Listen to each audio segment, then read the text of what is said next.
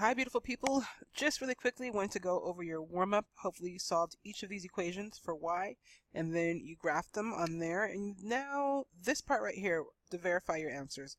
We're going to do this two ways. Number one, you can plug in whatever your coordinates were into each of the equations, each of the original equations, to check to make sure it works. But really quickly, just to show you, your calculator can do the same thing for you. So you enter in each of the equations. You can press pause if you want to. And then you're going to graph. Now we've been doing some pretty funky graphs, and so the standard window is -10 to +10 and go by ones for the x's and for the y's. So go ahead and hit zoom 6, which is the standard window. That will help you get back to like a regular scheduled thing. Then it will graph there for you, as you can see. That's my first graph, and then there's my second graph. And then what you would do next is you're going to push second, trace, which is the calc function, and then you want the intersection, so you hit number 5, and then you're just going to hit enter, enter, enter, and then it will tell you that the intersection is indeed at 1, 1. That's one way for you to verify. And so if you can see, which you probably can't, but it does say 1, 1. If you check on your calculator, you can do that. Otherwise, you can do it by hand as well. Okay, so now we're going to go over 3.2, which is solve systems of equations using the substitution method and elimination method. So starting with the substitution method, first thing we're going to do is solve for one of the variables. So here's what we're looking for when we solve for one of the variables. We're looking at both of these equations, and you're looking for a variable that has nothing in front of it, basically, or at most just a negative sign. So no numbers in front of it. Can you tell which one that one is? Well, yeah, I see it. In this bottom equation, what is coming, or what my eye is going to, is this x. What I love about that x is there's no numbers in front of it, and bonus for us, there's no negatives. So I'm going to get this x by itself. I'm going to isolate it. How? Well, I'm going to subtract 5y on both sides, and I have x is equal to -5y minus 9. I'll tell you, if you have to do more than 2 steps to get the variable by itself, not that you did anything wrong, you didn't pick very well, because you should be able to solve it for just one step. So now what, Miss Fitzgerald? Well, it's called substitution for a reason. We're going to substitute this value into the other equation that we haven't dealt with yet. So it was 4x, but instead of x, I'm going to put -5y minus 9 plus 3y equals -2. Go ahead and distribute, and you get -20y minus 36 plus 3y equals -2. My like terms are there, so -17y minus 36 is equal to -2. Add 36 to both sides, please. -17y equals 34. Delightful. If you divide both sides by -17, you will find that y is equal to -2. Now, for all of the systems that we solved by graphing, we had two parts. We had an x and a y. We have just found the y part. Delightful. We need the x part. The easiest equation. Not so much this one, not so much this one, but this equation is my best bet because the x is already by itself. So x is equal to -5y minus 9. Well, what's the y? We just said it was -2. So then you'll simplify and find that x is equal to 1. Do not write it like this. Always, always, always write it as a coordinate. Voila! Okay, let's try another one, just like the other one. Okay, so you're looking at this and I'm looking at this, and I am thinking you can press pause for a moment if you'd like, or kind of just roll with me on this one. But if you're with me, you're with me. I kind of just think that's really cute. So which one are you thinking, top or bottom? Well, I'm thinking the bottom one, and I'm thinking about y this time. So I'm going to go ahead and add 4x, add 4x. Some people get into the habit of just always getting y by itself because you're thinking slope-intercept form. It's kind of whack. It doesn't help you out in ways that I would like for it to. Sometimes the x really will be easier. So now I have 12x minus 3. Now instead of y, I'm going to write 4x plus 3 because that is what I have found y to equal. Equals negative 9. Oh. So now this is this y that I've just rewritten right here. I've substituted that in. Okay, let us simplify, shall we? 12x minus 12x, dun dun dun, plot thickens, minus 9 equals negative 9. Well, these are like terms, and they so happen to cancel out, so this is 0. I'm left with negative 9 equals negative 9. What would I say about this? Well, this is true. It's always true. So no matter what coordinates I put in here, they're all going to work. I'm going to say infinite, many solutions. Infinite many solutions. Not really saying all real numbers. I would just do it like that. So one thing I want to tell you, our solution for these is typically where the two lines intersect, where they touch. Well, if my solution is infinite many solutions, that means what? They're always touching. Which lines are always touching? Well, they would have to be the same exact line in order to always be touching. So please note that if I get this scenario, that means that it's the same line. That means if I were to graph this one and this one, they both have the same slope and the same y-intercept. Same m and same b. Alright. That's the substitution method. Nice review for you from Algebra 1. Now let's continue reviewing the elimination method. First thing, it doesn't really say it here, but I do like to have everything in the right row and then in the right column. So these are both in standard form.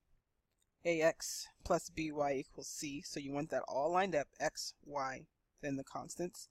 And now what we're trying to do here is to multiply one or both of the equations in order to get opposite coefficients. Opposite coefficients. These are coefficients that differ only by a sign. So for example, if I have 5x, I want negative 5x. If I have 10y, I want negative 10y. If I have 17, I want negative 17. I'm really digging this pencil on this camera, and I'm sorry if it's irritating you. So what I'm going to do is look at these two and decide which one do I want to eliminate. Well, I'm going to welcome you into my mind for a moment. And I'm seeing right now that one of these is already positive and one is negative. So I'm thinking, okay, let's get rid of these because I already have the opposite signs I need.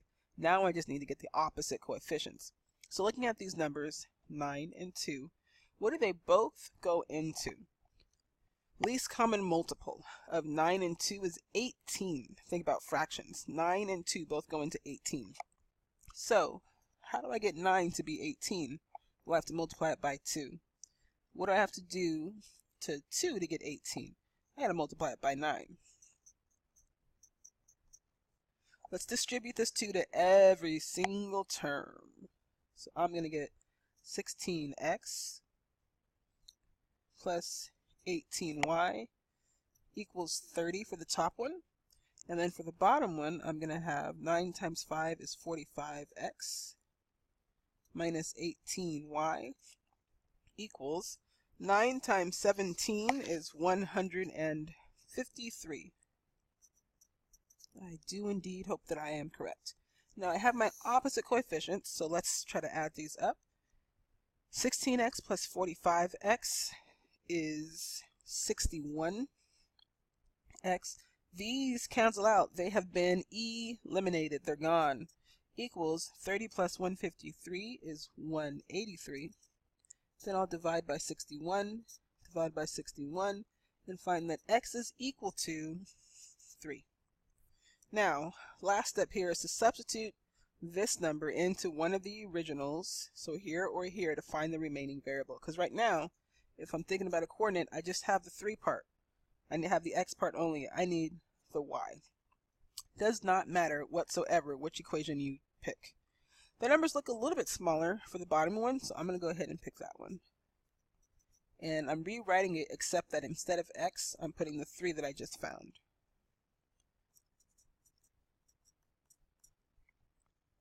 (15 minus 2y equals 17).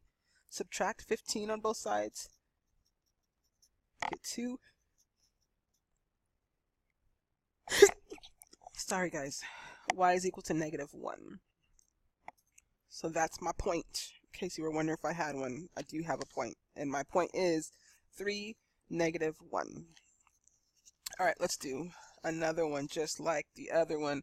5x plus 3y is equal to 20. And then negative x minus 5y is equal to negative 4. Doesn't really matter for this one which way you like the best. We're going to do elimination because they tell us to. So what do we want to do? Get rid of the x's or the y's? Some people will automatically go to the x's because there's no fraction. Spoiler alert, it works out to where there's no fraction in the end anyways. So 5 and negative 1. 5 and negative 1. Well, what do they both go into? They both go into 5. So I'm going to multiply by 5 here. Top equation already had it, so 5x plus 3y equals 20. Bottom equation, negative 5x. Now these cancel out. Negative times positive leaves me with negative 3y. A little bit of fraction action for you. Equals negative 20.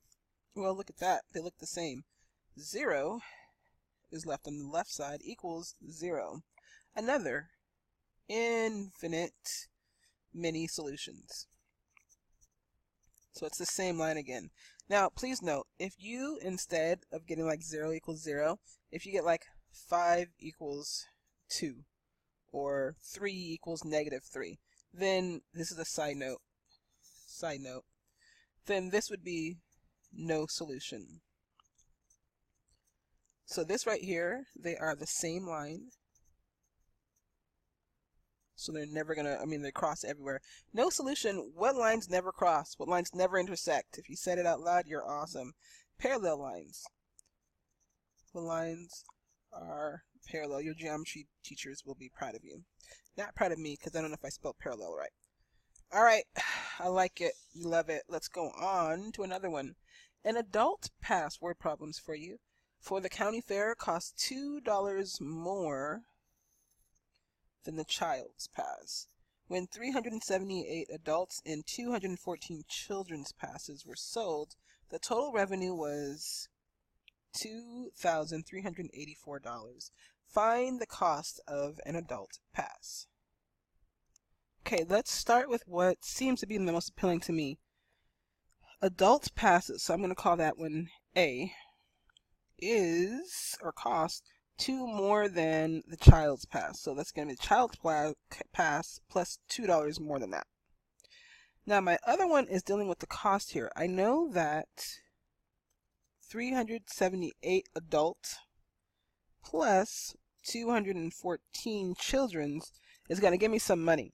But it's $278 per however much it costs. I don't know how much it costs, but I do know that I said to use C for the cost of the children's and A for the cost of the adults. So it's 378. So if it was $5 times 5, but we don't know how much it was. So 378 times A plus 214 times C equals a lot of money. 2384. Now I'm gonna tell you something. Make good choices. We have this equation and we have A equals C plus 2. You could use elimination, but why would you? Instead, since A is already by itself, let's just plug it in. Now, in the interest of time, I'm going to ask you to go ahead and press pause and solve this on your own. Okay, sorry, that was a 2 and not another C. So this is my work. You can go ahead and check yours with mine. I used the substitution method, as I said, and I got 275 for the children's, but that's not what they asked me for. They asked me for the adults, so I went back to this equation to find that the adult tickets cost $4.75. Go ahead and press pause if you need to check your work with mine. Okay, hopefully you press pause. Go ahead, take a moment and read this, and you'll find that you're selling tickets for high school concerts. Student tickets cost $4, so student tickets, and then general admission tickets cost $6. You sell a total of 450 tickets, so that's going to be the student ticket plus the general equals $450. And then, if you could, please press pause and make an equation for the cost. Okay, there's your equation, and then press pause again and solve, and then I'll show you my answer. So whether you use substitution or elimination, you'll find that both will get you to the 180 student tickets and 270 general admission tickets. Thank you so much.